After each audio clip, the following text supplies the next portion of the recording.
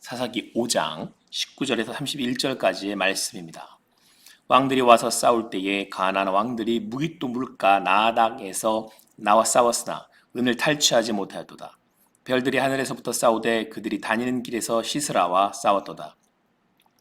기손강은 그 무리를 표류시켰으니 이 기손강은 옛 강이라. 내 영혼아 내가 힘있는 자를 밟았도다. 그때 군마가 빨리 달리니 말굽 소리가 땅을 울리도다. 여호와의 사자의 말씀에 메로스를 저주하라. 너희가 거듭거듭 그 주민들을 저주할 것은 그들이 와서 여호와를 돕지 아니하며 여호와를 도와 용사를 치지 아니함이니라 하시도다. 겐사람 헤벨의 아들 야엘은 다른 여인들보다 복을 받을 것이니 장막에 있는 여인들보다 더욱 복을 받을 것이로다. 시스라가 물을 구함에 우유를 주되 곧 엉긴 우유를 귀한 그릇에 담아 주었고 손으로 장막 말뚝을 잡으며 오른손에 일꾼들의 방망이를 들고 시스라를 쳐서 그의 머리를 뚫 때 곧 그의 관자놀이를 꿰뚫었도다. 그가 그의 발 앞에 구부러지며 엎드러지고 쓰러졌고 그의 발 앞에 구부러져 엎드려져서 그 구부러진 곳에 엎드려져 죽었도다. 시스라의 어머니가 창문을 통하여 바라보며 창살을 통하여 부르짖기를 그의 병거가 어찌하여 더디오는가 그의 병거들의 걸음이 어찌하여 늦어지는가 하매 그의 지혜로운 시녀들이 대답하였겠고 그도 스스로 대답하기를 그들이 어찌 노량물을 얻지 못하였으랴 그것을 나누지 못하였으랴 사람마다 한두 처녀를 얻었으리로다. 시스라는 채색 옷을 노략하였으리니 그것은 수놓은 채색 옷이리로다. 곧 양쪽에 수놓은 채색 옷이리니 노력한 자의 목에 꾸미리로다 하였으리라. 여호와의 주의 원수들은 다 이와 같이 망하게 하시고 주를 사랑하는 자들은 해가 힘있게 도둠 같게 하시옵소서 하니라. 그 땅이 40년 동안 평온하였더라. 오늘 신 말씀은 사사기 5장 19절에서 31절 말씀을 통해서 믿음의 말뚝을 박읍시다 라고 하는 제목으로 주님이 주시는 은혜를 함께 나누도록 하겠습니다. 네 번째 사사 드보라 때에 이스라엘은 가나안 왕 야빈과 전쟁을 하게 됩니다.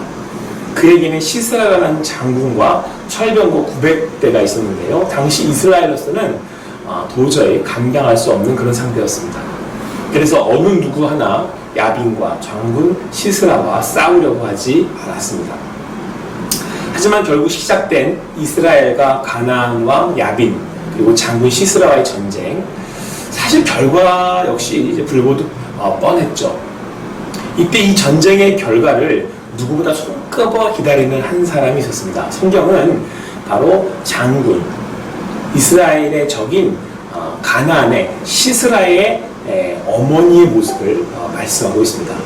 전쟁이 시작되고 시간이 지났는데도 시스라의 군대가 돌아올 때가 되었는데도 돌아오지 않는 겁니다. 그의 어머니는 아들이 이제 걱정되기 시작합니다. 그래서 주위에서 이야기합니다. 걱정하지 마십시오. 시스라 장군이 노량물을 얻지 못했을 리가 없습니다. 승리해서 얻을 것을 다 얻고 채색 옷을 입고 영광스러운 모습으로 돌아올 것입니다. 이처럼 모두는 시스라의 승리를 의심하지 않았습니다. 하지만 전쟁의 결과는 그들과의 예상과 너무도 달랐습니다. 이스라엘의 바락이 이끄는 군대가 대승을 거두었기 때문이죠. 오늘 성경은 군마가 달려서 땅이 울린다고 말씀하고 있습니다. 시스라군이 패배하여 급히 도망치게 되는데요. 이스라엘이 그들을 맹렬하게 추격하는 모습을 말씀하고 있습니다. 대단한 역전극이 펼쳐진 겁니다. 오늘 성경은 전쟁의 승리를 선포하면서 하늘의 별들이 시스라와 싸웠다고 말씀하고 있습니다. 기손강이 그들을 표류시켰다라고 말씀하고 있습니다.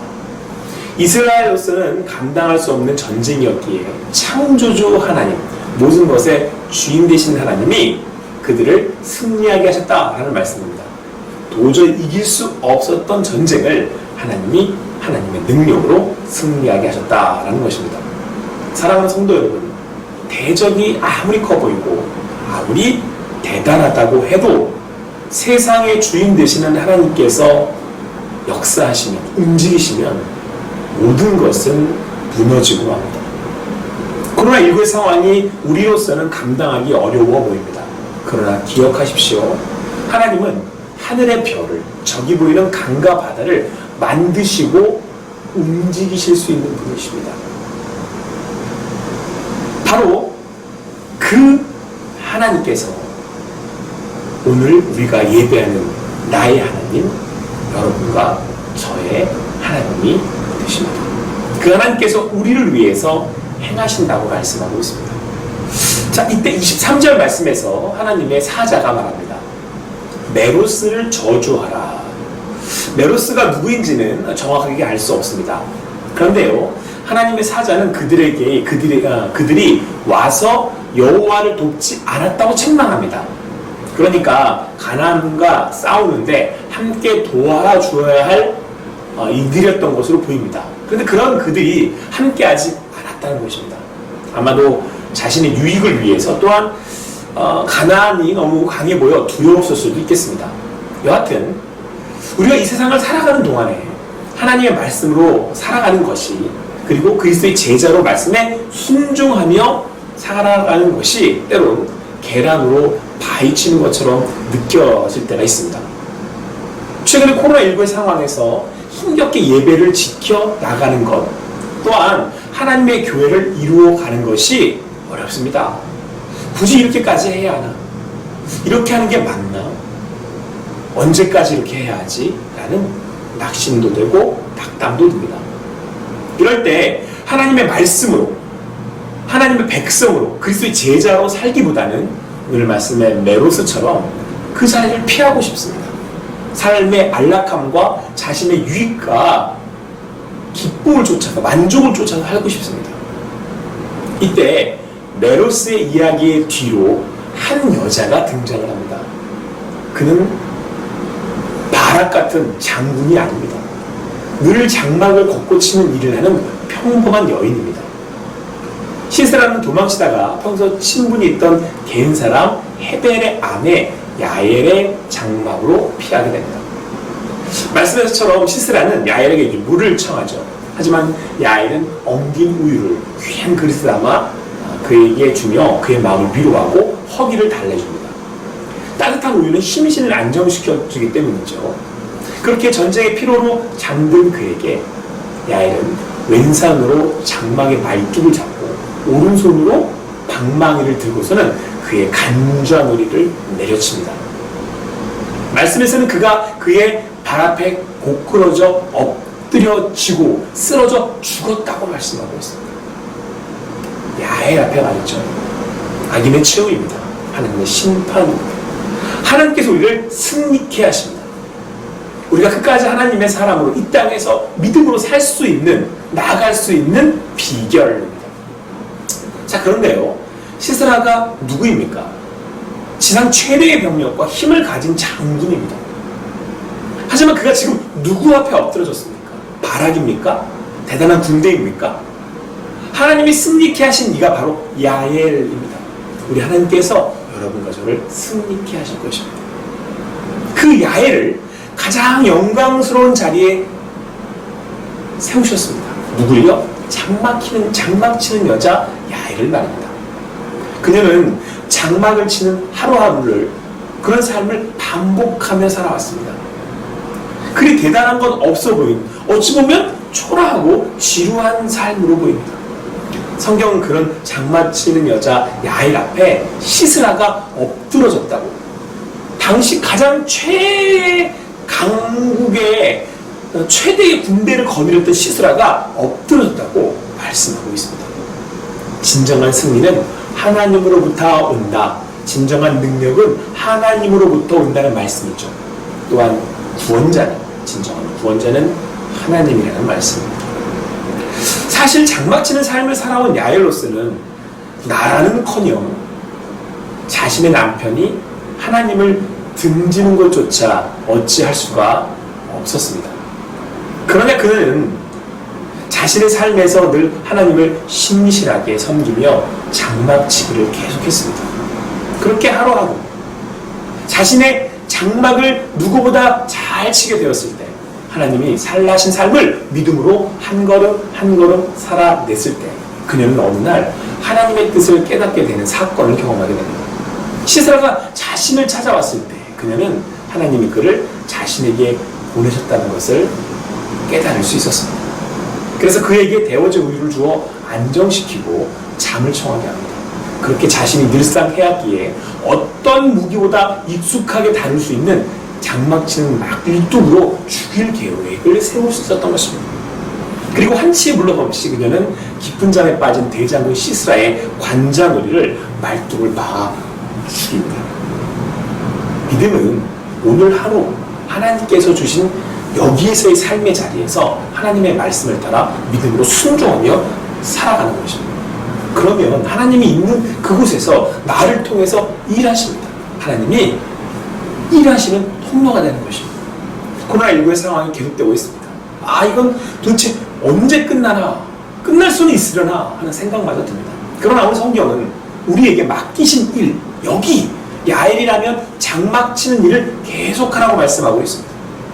지루하고 언제 끝나나 싶고 이것으로 무엇을 할 수 있을까 싶지만 내가 있는 그곳에서 믿음으로 하루하루를 경주하며 살아가라고 하십니다. 왜요? 하나님을 믿기 때문이죠. 그 하나님이 나의 하나님이시기 때문이죠. 전쟁은 하나님의 것입니다. 하나님이 하늘의 별과 깊은 강을 움직이셔서 적들을 물리치실 것입니다. 이것이 우리의 믿음입니다. 그래서 오늘을 믿음으로 살아갈 수 있는 것입니다. 오늘 말씀에서 기손간이 적들을 표류시켰다고 말씀합니다. 이때 기손간은 옛간이라고 말씀하는데요. 그러니까 계속해서 오랜 시간 동안 흐르고 흘러서 강이 된 거죠.